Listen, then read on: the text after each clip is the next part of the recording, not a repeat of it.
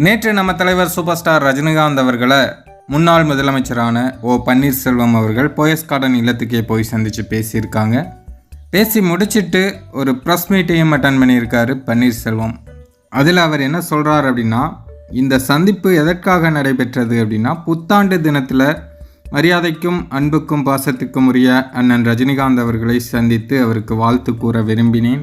அதனால்தான் தலைவர் ரஜினிகாந்த் அவர்களை சந்தித்து பேசினேன் அப்படின்னு ஓ பன்னீர்செல்வம் சொல்லியிருக்காரு. மேலும் நிருபர்கள் அரசியல் சம்மந்தப்பட்டு ஏதாவது பேசுனீங்களா அப்படின்னு கேட்டதுக்கு, இது அரசியல் சம்மந்தப்பட்டு சந்தித்த சந்திப்பு கிடையாது, மரியாதை நிமித்தமாக தான் அண்ணன் அவர்களை சந்தித்தேன், அரசியல் பற்றி எதுவும் பேசலை அப்படிங்கிறத இங்கே அழுத்தம் திருத்தமாக தெரிவிச்சுக்கிறேன் அப்படின்னு பன்னீர்செல்வம் சொன்னார்.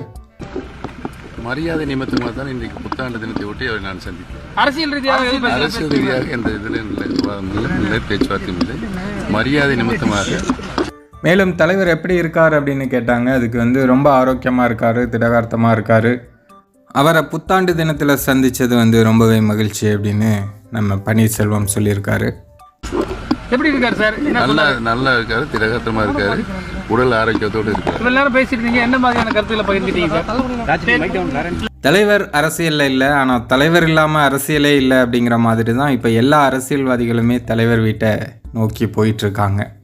ஏன்னா தலைவரோட ஆதரவு நமக்கு கிடச்சிதுன்னா நம்ம எங்கேயோ போயிடலாம் அப்படின்னு எல்லா அரசியல்வாதிகளும் கணக்கு போடுறாங்க. அதனால தான் தலைவர் கூட நெருக்கமாக நாங்கள் இருக்கோம் அப்படின்னு காமிக்கிறதுக்கு நிறைய விஷயங்கள் பண்ணுறாங்க. சமீப காலமாக அது இந்த கட்சி அந்த கட்சின்னு இல்லை, எல்லா கட்சிக்காரங்களுமே தலைவர் ரஜினிகாந்த் அவர்களை சந்திக்கிறதுக்கு அதுதான் காரணம்.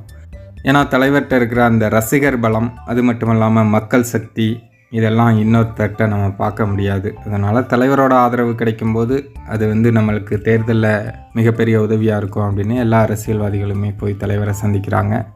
பட் தலைவர் கண்டிப்பாக யாருக்கும் ஆதரவு தரப்போகிறதில்ல. எல்லார் கூடயும் எப்படி எப்போதும் நட்புறவோடு இருக்கிறாங்களோ அதே போல் தான் இப்போதும் இருக்காங்க.